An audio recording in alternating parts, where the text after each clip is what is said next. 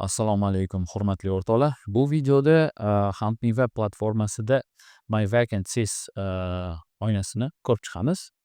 Xo'p, chap tarafdagi dashborddan My Vacancies bo'limiga o'tasizlar va bu yoqda sizlar ko'radigan narsa bu o'zinglar to'ldirgan vakansiyalarni spiskasi va bu yoqdan ularni boshqarishingiz mumkin. Eng tepasida filtr turadi: All vacancies, unpublished vacancies, active va inactive vakansiyalar.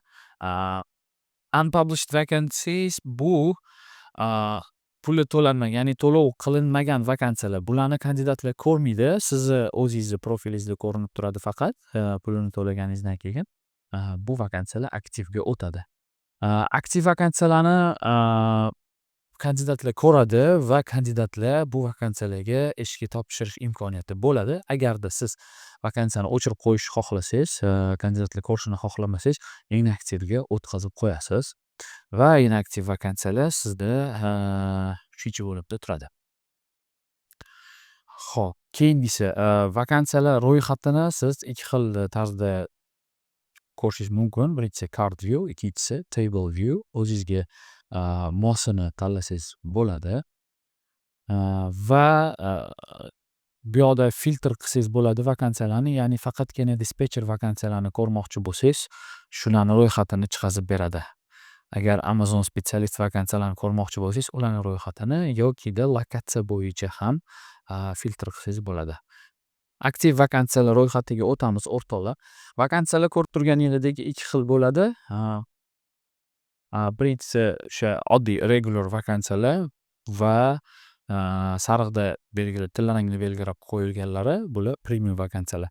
Ularning farqi o'sha aytib o'tilganidek, premium vakansiyalarda sizlar AI orqali kandidatlarni intervyudan o'tkazsanglar bo'ladi. Xo'p, view details knopkasini bosadigan bo'lsanglar agar, shu o'rinda bitta narsa aytib o'tib ketaman. Vakansiyalarni edit qilsanglar bo'ladi, o'zgartirsanglar yoki preview, ya'ni previewni bosganingizda kandidatlar sizlarning vakansiyalarni qanaqa tarzda ko'rishini bilsanglar bo'ladi. Eng tepasida vakansiya pozitsiyasi, ya'ni dispetcher, keyingisi kompaniya nomi, kompaniya joylashgan shahar, mamlakat, qancha oylik berilishi va qachon bu vakansiya post qilinganligi ko'rinib turadi va edit job degan tugmani bosib, shu vakansiyalarga o'zgartirishlar kiritsanglar bo'ladi. Kompaniya logotiplari ko'rinadi kandidatlarga va siz qoldirgan talablar va qaysi til bilishligi lozimligi ham ko'rsatib qo'yiladi. Vakansiyalarga qaytadigan bo'lsak, aktiv vakansiyalarda view detail qiladigan bo'lsanglar agarda, sizga kandidatlarni, ya'ni shu vakansiyangizga ishga topshirgan kandidatlarni ro'yxatini ko'rsatib beradi. Boshida shu ismi va qanchalik darajada sizni talablaringizga javob berishi. Kandidatlar platformada ro'yxatdan o'tayotgan jarayonda ular o'zi to'g'risida ma'lumotlarni to'ldiradi va o'sha ma'lumotlarni to'ldirilganligi darajasiga qarab turib, platforma shu kandidat sizga to'g'ri kelishi yoki kelmasligini ko'rsatib beradi. Qachon ishga topshirganligi va uni statusi. Status bu kandidatimizda pending turibdi, chunki siz bu kandidatni keyingi etapga o'tkazmadingiz. Kandidatni ochib qaraysiz, ochganingizda uni ma'lumotlari kelib chiqadi. Uni o'sha platformada o'zini profilini to'ldirganlik darajasiga qarab uni ma'lumotlarini ko'rib olsangiz bo'ladi. Kandidatlar o'zlarini rezyumelarini joylashtirish imkoniyatlari bor va ular joylashtirganda sizda bu okошкада rezyume ham ko'rinadi. Bu kandidat o'zini rezyumesini qoldirgan. Mana ko'rishingiz mumkin. Rezyumesini ko'rib chiqsanglar bo'ladi. Review bu platformani o'zini ballari va shu bilan birga bu kandidat platforma orqali bundan oldin ish topib, o'sha ish joyida ishlab ketgan bo'lsa, ishlab ketgan joyi kandidatga ball berish imkoniyati bor. O'sha ballarni yig'indisini platforma sizga ko'rsatib beradi. Bu odamning experience ham shu narsadan kelib chiqib qo'yiladi, ya'ni platforma orqali ishga joylashadigan bo'lsa kandidat, o'sha ishga joylashgan kompaniyasida ro'yxatdan o'tadi va ro'yxatdan o'tib ishlaydi. Ishdan bo'shaganda ro'yxatdan o'chiriladi. Ro'yxatdan o'tgan va o'chirilgan sanasiga qarab turib, bu kandidatni platforma ish tajribasini sizga ko'rsatib beradi va bu narsani kandidatlar o'zi qo'li bilan kiritsa ham bo'ladi anaqadan platformadan o'tayotganida. Lekin bu hozircha bo'ladigan narsa, chunki platforma yangi va hali hamma kandidatlar ham qayoqdadir ishlab o'ziga platformani ichida istoriya, tarix yig'ib olmagan. Shuning uchun ham hozircha bunaqa tarzda ishlab turadi. Keyingisi AI intervyu, ya'ni kandidatni statusi pendingda turibdi va siz bu vakansiyamiz, job postimiz premium job post bo'lganligi uchun AI intervyuga chaqirish imkoniyatiga egasiz. AI intervyu tugmasini bosganingizdan keyin platforma kandidatga ssilka jo'natadi. Bu ssilka qanaqa bo'ladi? Ya'ni invite to AI interview dispatch pozitsiyasiga va siz bu yoqda intervyuga misol ssilkangiz 2 kundan keyin o'chib ketadigan yoki 3 kundan keyin o'chib ketadigan qilsangiz bo'ladi.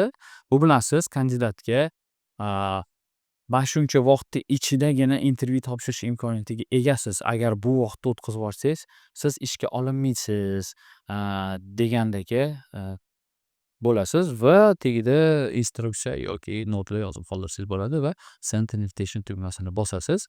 Bosganingizdan keyin bu kandidatning statusi AI intervyuga o'tadi. Kandidatlarni keyingisini bunaqa mana bu tugma orqali ham o'tkazsangiz bo'ladi yokida bu okошкani yopib turib keyingi kandidatga kirsangiz ham bo'ladi. Ikki xil uslubi bor. Xo'p, AI intervyuga o'tkazgan kandidatlaringiz bu bo'limga o'tadi va bu bo'limda siz o'sha kandidatlarni qanchalik darajada o'tganligi va intervyudan o'tgan yoki o'tmaganligini ko'rsangiz bo'ladi. Bu yoqda statusi ko'rsatib turiladi. Bu kandidatlarga taklif yuborilgan intervyuga, ammo bular hali u intervyudan o'tishganligi yo'q. Shuning uchun ham bu yoqda AI intervyu turibdi statusi. O'tgandan keyin intervyu degan statusga o'tadi va ularni agarda intervyudan keyin bizani platforma bu kandidatni sizga mos deb topsa, uni intervyu bo'limiga o'tkazadi yokida reject berib yuboradi. Intervyu bo'limiga o'tgan kandidatlar spiskasi bu yoqda turadi. Siz bu yoqdan o'sha bu kandidatni qanchalik darajada o'tganligi, mana bu match foizi ko'tarilgan bo'ladi. Agar o'tgan bo'lsa, bu narsalar 100% ga borgandan keyin kandidatga send offer tugmasini bosasiz. Bosganingizda siz bu bilan kandidatga sizni ishga olmoqchiman va sizga qancha oylik bermoqchiligingizni yozasiz, qachondan ish boshlash kerakligini va bu taklif 2 kun ichida yoki 1 kun ichidagina faqat faol bo'lishini aytib o'tasiz. Agar buni qabul qilmasa, kandidatni ishga olinmaydi. Va xuddi shuningdek bu yoqda notlar yoki instruksiyalar qoldirsangiz bo'ladi. Kandidatlar bilan messenjerda gaplashsangiz bo'ladi. Mana kandidat bilan bo'lgan peripiska. Messenjerda intervyuga o'tgan kandidatlarning ro'yxati turadi yokida inboxda sizga yozganlar turadi. Ya'ni bu kandidat bizga hello deb yozgan, bu desa hi. Xullas bu insonlarning o'zi bizga aloqaga chiqqan inboxda turadi. Intervyuga chaqirgan kandidatlaringiz intervyu sectionda turadi va hiring qilayotganlaringiz, reject qilganlaringiz xuddi shunday yana bitta filtrimiz bor. Vakansiya bo'yicha ham filtr qilsangiz bo'ladi. Ya'ni agarda siz faqatgina dispatcher pozitsiyasiga apply qilgan kandidatlar bilan gaplashmoqchi bo'lsangiz, dispatcher pozitsiyasini tanlaysiz va faqatgina ularning ro'yxati chiqib keladi. Shu bilan menimcha videoni tugatsak bo'ladi. Hamma narsani gapirib va tushuntirib o'tdim. O'ylaymanki sizlarga tushunarli bo'ldi. Huntme platformasini ishlatayotganinglardan juda ham xursandmiz. Salomat bo'linglar.